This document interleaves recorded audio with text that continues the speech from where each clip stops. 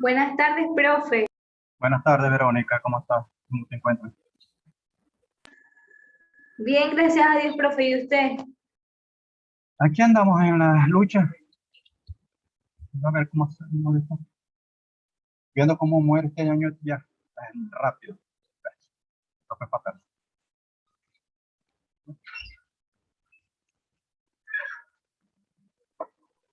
Profe, ya mañana le entregamos el cronograma de servicio comunitario. Y la idea es ver cómo pueden distribuir las 120 horas en las diferentes actividades. Posiblemente van a tener que montar por lo menos en una semana 2 visitas a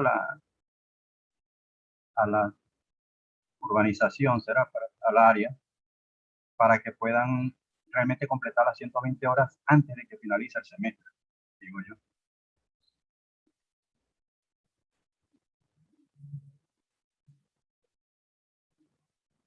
¿Me escuchaste?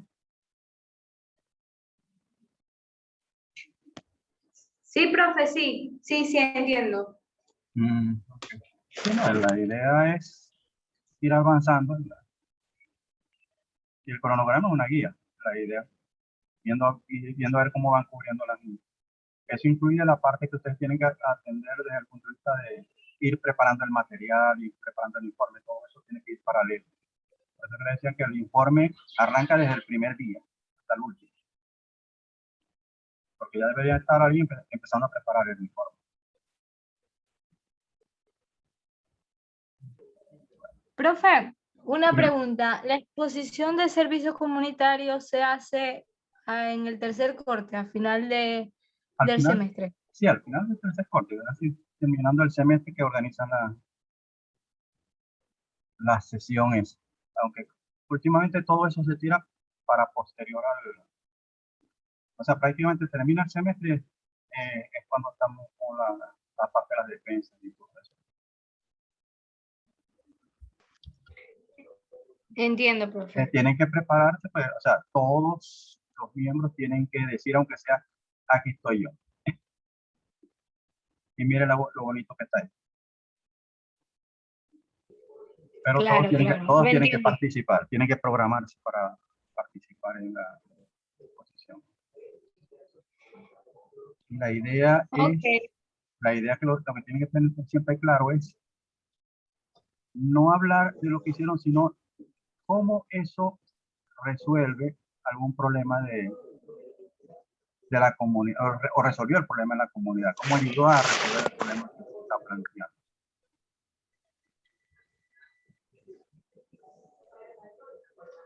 Porque no es hicimos esto y no, a la final es, ¿cuál es la contribución de esto? Lo importante que tiene que demostrar es la contribución de su trabajo a la comunidad. No lo que hicieron, pues moví de aquí para acá, hice esto, porque que yo no. Sí, se pudo hacer esto, pero la idea fue lograr esto y esto. O sea, siempre tienen que ver desde el punto de vista resultados. Siempre, cuando se les pida algo, que presenten algo, la idea es cuál fue el aprendizaje, para qué sirve, para qué funciona, o sea, cuál es el beneficio de eso que estás haciendo. No simplemente lo que estás haciendo, cuál es el beneficio, el valor de lo que estés haciendo en el momento. Ok, hoy vamos a continuar con la parte de PBT. Vamos a empezar con una pequeña revisión de lo que más o menos vimos la vez pasada. Y después vamos a ver lo que son las tres pruebas principales de lo que es el PBT, con un poquito más de...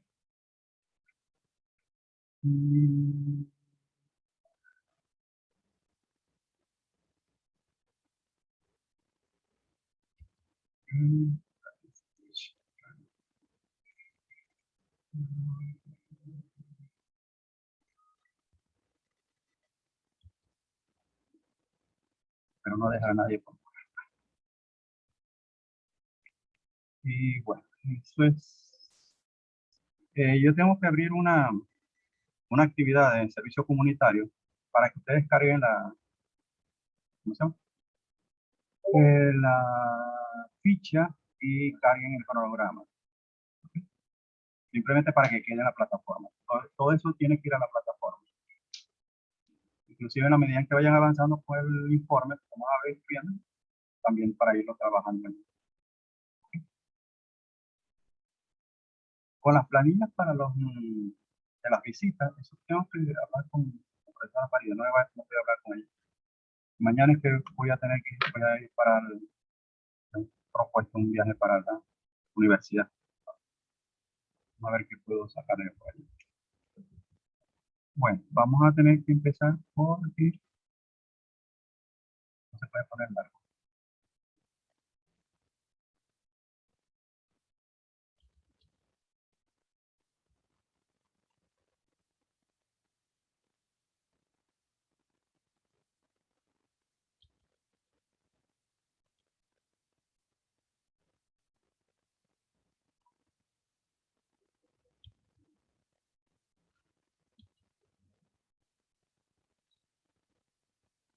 Ok, me interesa que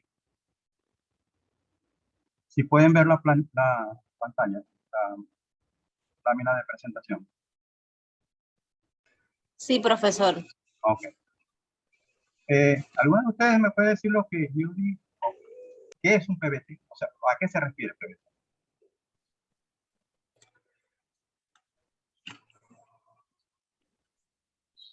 ¿Mm? Ok, bueno, vamos a empezar. El PBT, lo que son las propiedades volumétricas de los fluidos del yacimiento, en este caso hablemos del petróleo y gas, aunque puede incluir también la parte de agua. Son las propiedades.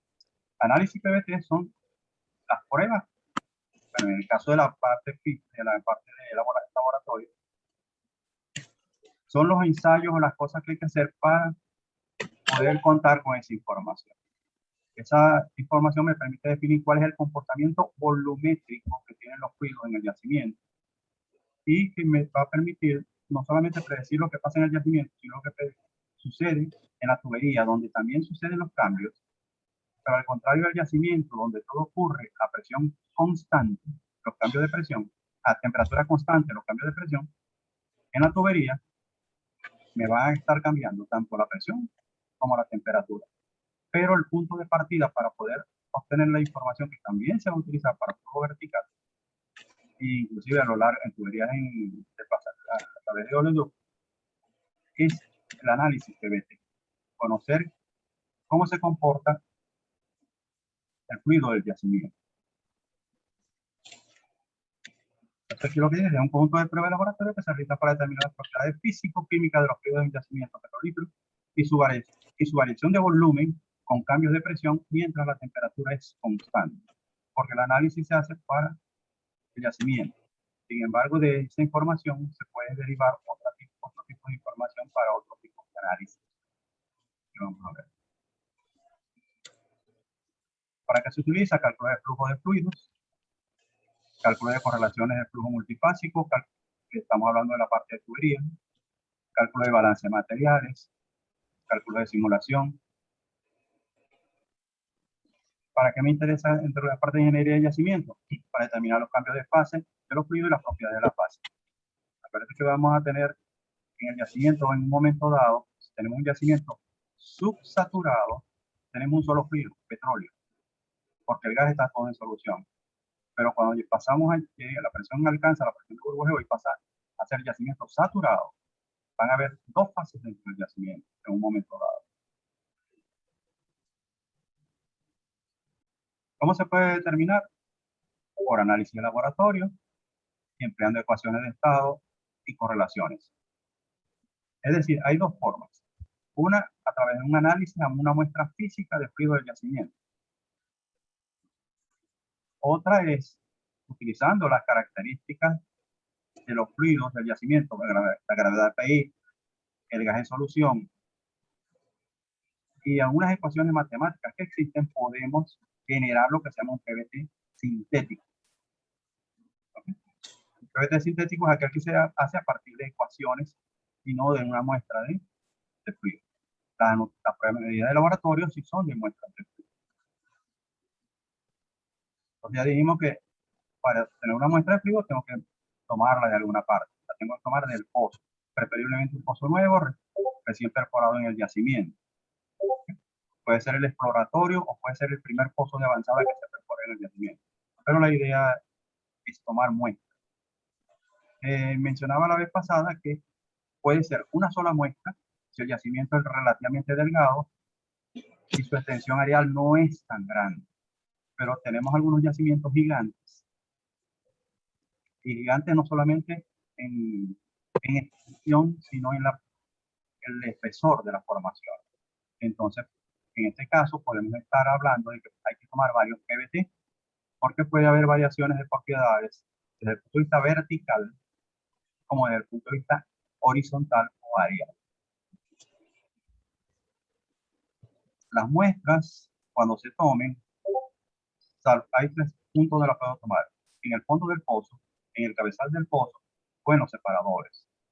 Si la voy a tomar en el fondo del pozo o en el cabezal, el fluido tiene que estar bajo condiciones de subsaturado. Es decir, la presión que tengo en el fondo del pozo o en el cabezal del pozo en ese momento debe ser mayor que la presión de burbujeo para que el fluido sea únicamente líquido. Si voy al caso de una muestra en el separador, ahí sí voy a tomar muestras de fluido, de líquido por un lado y gas. Pero necesito medir cuál es la producción de petróleo y cuál es la producción de gas normalmente del pozo para determinar cuánto es la RGP de producción. En todo caso, la presión en el pozo tiene que ser subsaturada. Es decir, inclusive en el cabezal tiene que estar subsaturado. En el separador ya no me interesa tanto, pues es 80 o 100 libras que la voy a separar. Pero el fluido cuando salga del pozo hacia la estación de flujo tiene que haber salido como subsaturado, es decir, como únicamente líquido. Así en el separador yo lo tenga como petróleo y gas.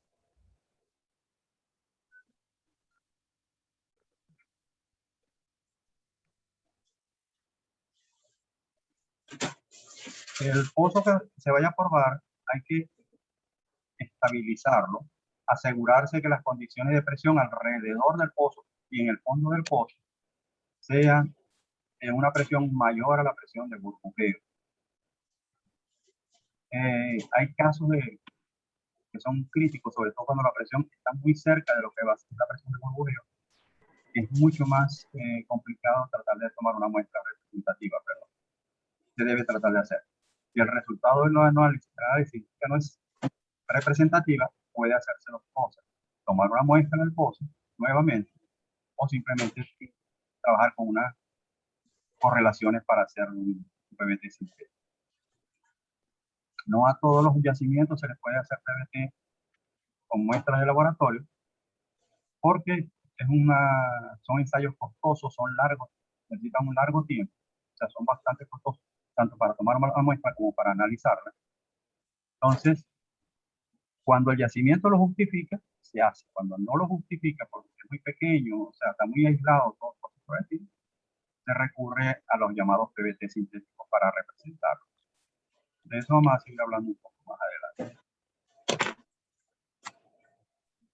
Hay que asegurarse de que la muestra no lleve agua y tampoco, sobre todo si se va a tomar a condiciones subsaturadas, bueno, que no haya gas libre saliendo del yacimiento junto con el petróleo. Nuevamente, las condiciones en el fondo del pozo o en el cabezal tienen que ser de petróleo subsaturado para que no haya gas libre.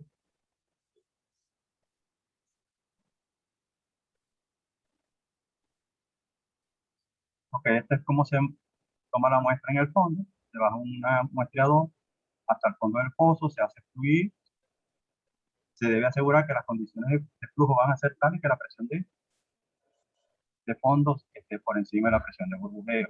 No me voy a cansar de repetirlo. Si voy a tomar las muestras en superficie, o inclusive en el separador, a nivel de cabezal, la presión tiene que ser de un fluido monofásico. Ese fluido monofásico entre el cabezal y el separador se va a convertir en bifásico. Y las muestras del separador se toman en las condiciones bifásicas. Una muestra de gas y una muestra de petróleo. Luego hay que recombinarlas, es decir, tengo que tomar un 80% de petróleo y un 20% de gas y mezclarlo. Las proporciones establece la relación gas-petróleo de producción.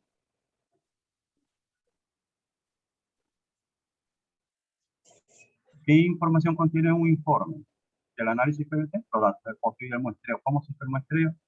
¿Cuáles son los datos del pozo? La presión, la temperatura de fondo. ¿Qué presiones tenía en el cabezal? ¿Qué presión de burbujeo se reporta? ¿Qué presión de yacimiento es la inicial del yacimiento? ¿Qué presión es la inicial del yacimiento?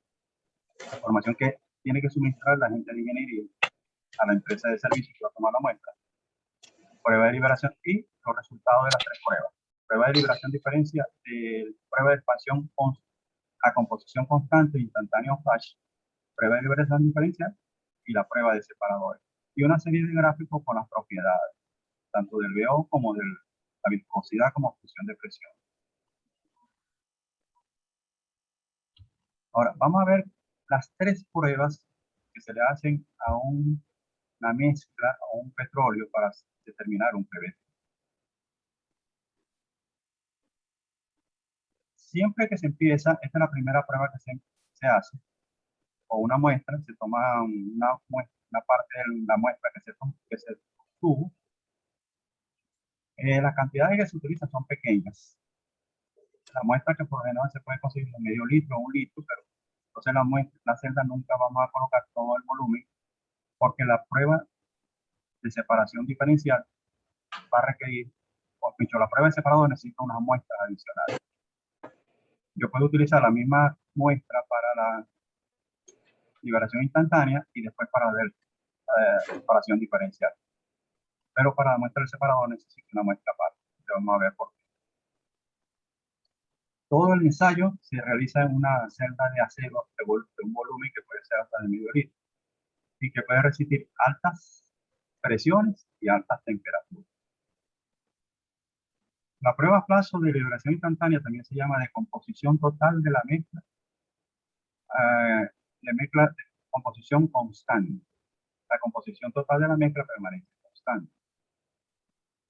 Eso que está allí representa ya el proceso de liberación.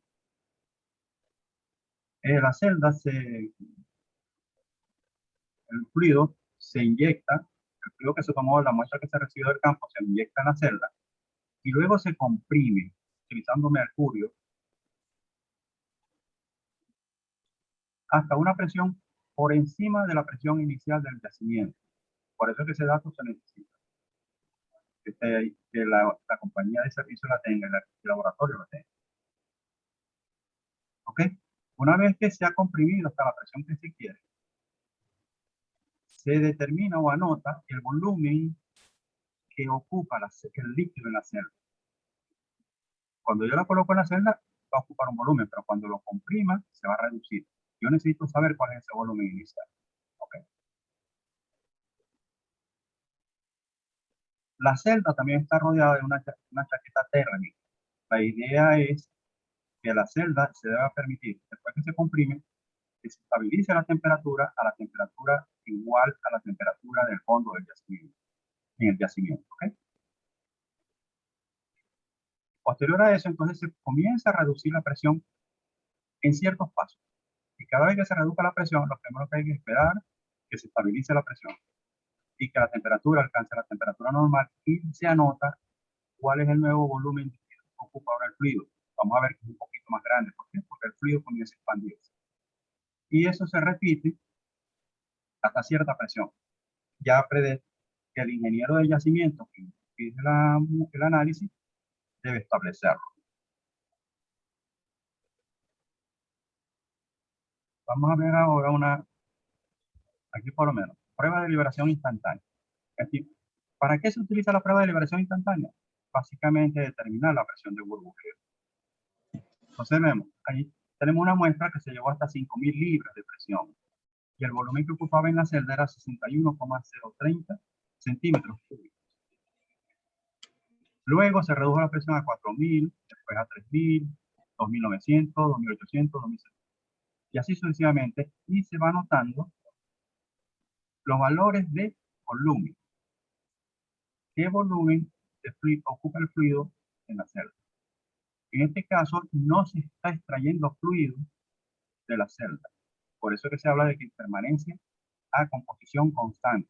Es decir, el mismo número de moléculas que había al comienzo de la prueba es el mismo número de moléculas de hidrocarburos que existen al final de la prueba. Fíjense que no llega hasta la presión cero.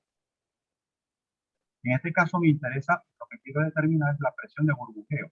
Entonces no necesito llevarla hasta la presión cero. Simplemente se lleva hasta cierto nivel de presión después que se estima que se ha pasado la presión de burbujeo. ¿Qué se hace ahora con estos datos? Se elabora un gráfico. En la parte inferior tenemos el volumen. En el eje vertical tenemos presión. Se grafican los datos que tenemos allá de volumen contra presión. Y se va a observar, empezando en 5.000, los primeros datos tienden a alinearse verticalmente y después comienzan a desviarse. ¿Qué es lo que estoy tratando de ver ahora? Primero la tendencia donde vienen cayendo proporcionalmente. Se ven como si vinieran alineados. Y después comienza a caer. Entonces veo en qué punto ocurre el cambio de tendencia. Y eso es lo que va a corresponder con la presión del burbujeo. De ahí para adelante ya son la parte de expansión del volumen del líquido o del volumen del hidrocarburo dentro de la celda. Pero lo que me interesa es ver en qué momento cambio de esa tendencia lineal que se ve allí a una tendencia diferente. Vamos a ver ahora.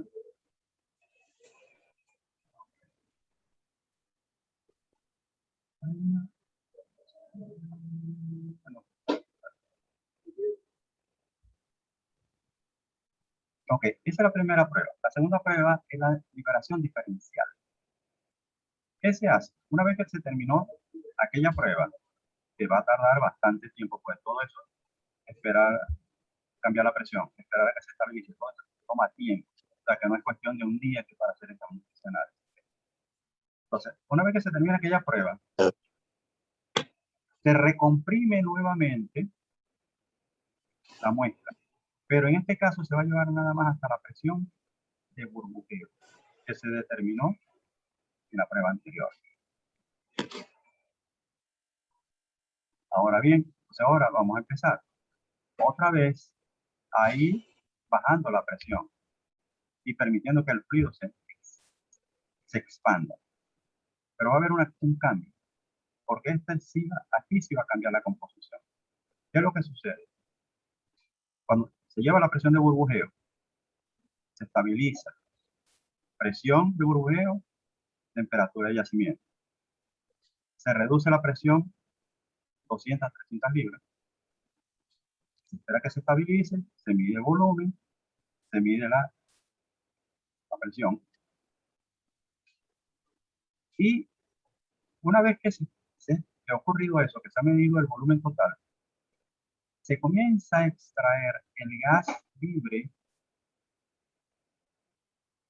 el gas que se liberó del petróleo cuando se redujo la presión. Todo ese gas se va a extraer y medir. Y se anota nuevamente el volumen que quedó de petróleo. Se espera que se estabilicen las condiciones, se produce una nueva reducción de presión. Se espera que se estabilice, se extrae el gas, se mide y a la final se mide cuánto líquido quedó en la celda. Y eso se va haciendo de la misma forma hasta llevarlo hasta cero presión. Es decir, cero presión para los efectos de esto presión atmosférica. En ese caso, al final, nuevamente va a haber liberación de gas, se mide ese gas y se mide cuánto fue el líquido que finalmente quedó en la celda. Ese es el petróleo remanente. Es el petróleo líquido que realmente tenemos allí. La sumatoria de todo el gas que se va a liberar va a ser igual a la relación gas en solución en el petróleo a condiciones de prueba de liberación diferencial.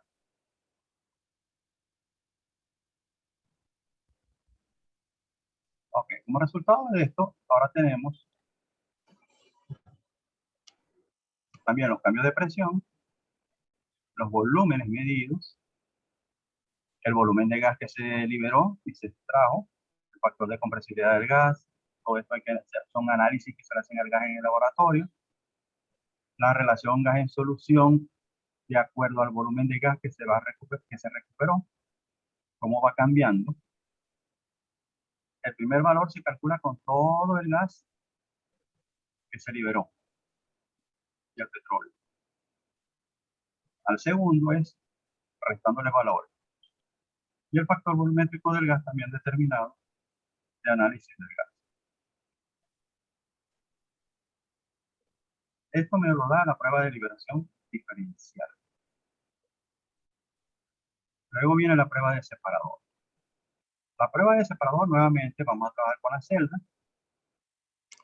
Se va a colocar una nueva muestra de fluido, porque ya que en aquella le sacamos todo el gas, no lo podemos remezclar. Entonces, simplemente tomamos otra muestra, se lleva hasta la presión de burbujeo, y luego se establece un sistema de otras celdas que van a funcionar como tanques. Y la idea es que ese líquido que yo tengo ahí ahorita, presión de burbujeo, lo voy a pasar a un separador, que es el otro tanquecito, pero que está a una presión ya fija. Pueden ser 200 libras, 100 libras, pueden ser 80 libras. Puede haber uno de 100 libras y uno de 80. Y un último tanque que representa el tanque de producción, por ejemplo. Un último separador que es el tanque de producción que está a presión atmosférica. Entonces, se toma el líquido que está en la celda PVT, se lleva hasta la expansión hasta el separador. En ese separador se extrae el gas y luego ese líquido se pasa a la última etapa de separación que representa el tanque. Y se mide el gas y al final el líquido que quedó en el tanque. Algo parecido a lo que fue la prueba anterior, porque ahora tengo todo el gas y tengo el volumen de líquido remanente. Aquí se muestra una tabla. Hay una presión de separación de 50, de 100, de 200 y 300. La temperatura de separación está allí. La temperatura de yacimiento y la temperatura tenemos los datos. Aquí hay que hacer transformaciones de valores por conversión, porque estamos cambiando las temperaturas. Estamos expandiendo de temperatura de yacimiento hasta 80 grados, a 50 grados, a 100 grados, a, bueno, 80 grados. Y presiones de 50 a 100 o 200. Para cada etapa de esta separación podemos determinar cuánto es la relación gas-petróleo. Podemos determinar cuánto es la gravedad API del petróleo remanente. Puesto que conocemos el volumen de petróleo a condiciones de la presión de burbujeo y tengo el volumen de petróleo a la condición final del separador que tengo allí, puedo calcular el factor volumétrico del petróleo. ¿Cuál es la idea de la prueba del separador? Las dos pruebas anteriores tienen mucho que ver con lo que pasa en el yacimiento, pero esto que está acá es por lo que pasa en superficie. ¿Cuál es la idea? Primero, que de acuerdo a la presión que me interesa a mí utilizar como presión de separación del crudo proveniente de ese yacimiento, es aquella que me dé la mejor calidad de gravedad PI, la gravedad PI más alta. Si vemos de todos esos valores es el 32,7. Que me dé la relación gas-petróleo más baja. Eso significa que voy a producir menos gas por cada barril de petróleo.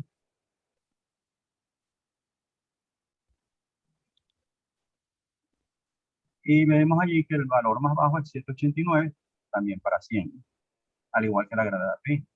Y por último, que me dé el factor volumétrico más bajo, es decir, la reducción de volumen entre el yacimiento y el separador sea la menor posible. Y nuevamente para 100 LPC, está 1,465.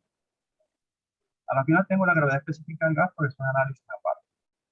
Entonces, como ven, esta me permite definir cuál es la presión de separación óptima para lograr la mejor gravedad PI, la menor liberación de gas, o sea, que queda gas disuelto en el petróleo.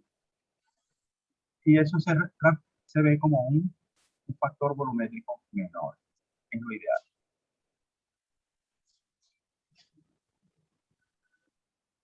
Con esa información se pueden calcular los factores volumétricos del petróleo y aquí se puede ver un gráfico del factor volumétrico contra presión.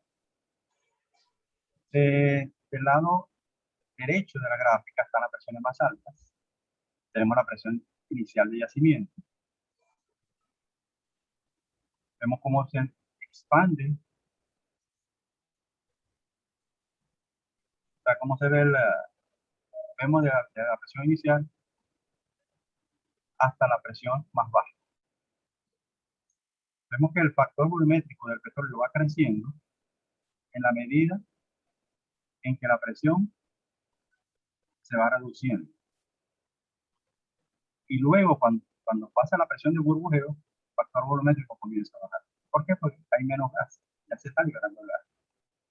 Y el petróleo que sale tiene menos gas. Entonces, el factor volumétrico final se convierte en... Entonces, tengo presión en el...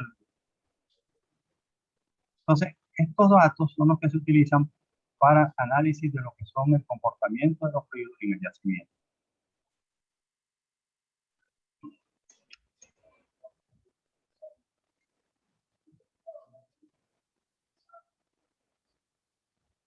Esto es la parte de lo que son los análisis a nivel de las pruebas de laboratorio.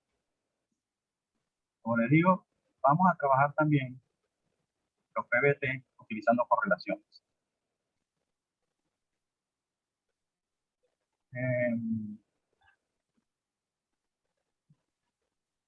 Hay normalmente, ¿qué es lo que se hace con el? Pues tengo 3 ensayos. Ahora, ¿con cuál me quedo? Quiero ver el del separador porque es solo final. Pero resulta que igual yo tengo que trabajar mi yacimiento tomando en cuenta los 3 factores, porque los 3 van a suceder. Entonces, los resultados de las 3 pruebas hay que combinarlos para obtener un PVT completo que incluya los factores volumétricos por encima de la presión de burbujeo y el factor volumétrico por debajo de la presión de burbujeo, hasta llegar a la condición de producción final, que es lo que me termina en el tanque. ¿Por qué? Porque la presión de yacimiento va a estar cambiando. Y a mí me interesa ver en un momento dado cuál sería la condición que voy a tener. ¿Por qué el gráfico? Porque resulta que estoy trabajando con valores puntuales. Pero el día que yo quiera hacer el análisis, la presión de yacimiento va a ser una de las que está en el gráfico, o puede ser un valor intermedio. Entonces, por eso es que hay que generar un gráfico. Porque ese gráfico sí te cubre todo el entorno, desde la presión inicial hasta la presión de abandono. Mientras que los datos de la prueba son valores que se arreglan para tener una idea de comportamiento, pero no son todos los datos que pudieran necesitar. En simulación, tú puedes, inclusive en la parte de estudio de yacimiento, tú puedes ver los cambios que van a ocurrir desde el límite del yacimiento, donde teóricamente vas a tener las presiones más altas, hasta el pozo. Si tú quieres ver el perfil de cómo se comporta el fluido en cada etapa, y estamos hablando de la parte del flujo de fluido en el medio poroso, tú necesitas tener mucha más variedad de lo que son los puntos que tienen la prueba. Entonces, las pruebas, los datos de la prueba se utilizan para generar gráficos que me sirven de base para hacer los análisis. Si tienes los datos, tú puedes generar correlaciones matemáticas. Y eso es lo que hicieron muchos autores.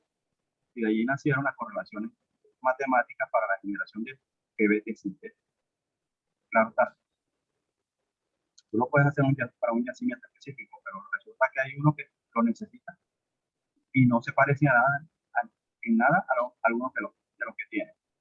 ¿Cuáles son las correlaciones que más se han desarrollado? Es tomar de varios yacimientos, diferentes yacimientos, con diferentes gravedades API, pero en un rango,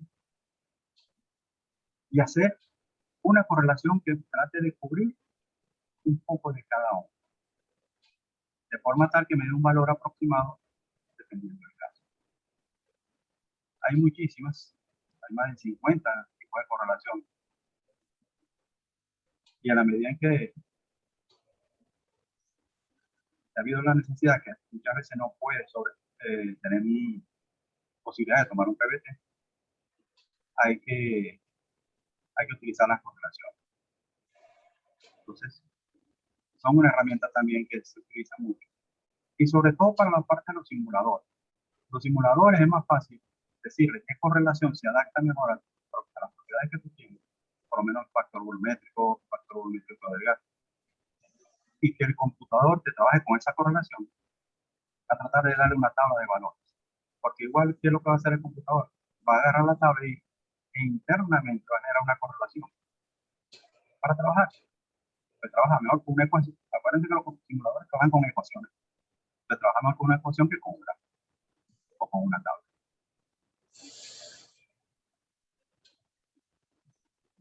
¿Alguna pregunta? De cualquier manera, cualquier duda, ¿saben dónde pueden preguntar? Por el grupo. O a través de la plataforma.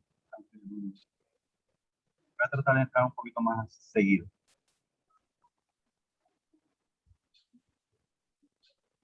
¿Algo que manifestar? Quedan 2.27 minutos. De acuerdo a esto.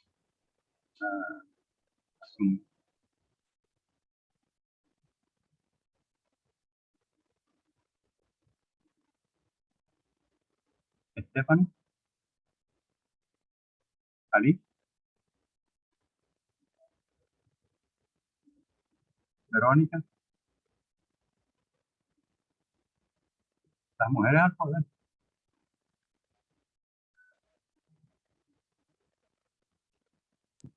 Muchas gracias, profe, por la clase. Bueno. Sí, aún añoro la parte presencial. Mucho más tranquilo. Bueno, estamos viendo por el grupo WhatsApp cualquier pregunta que le surja. El 10% del segundo ya está cargado. Bueno, vamos a finalizar por hoy, antes que el mes finalice a mí. Voy a tratar de adelantar. Que pasen buenas tardes. Algunos nos veremos en la de perfil. Hasta luego, profe.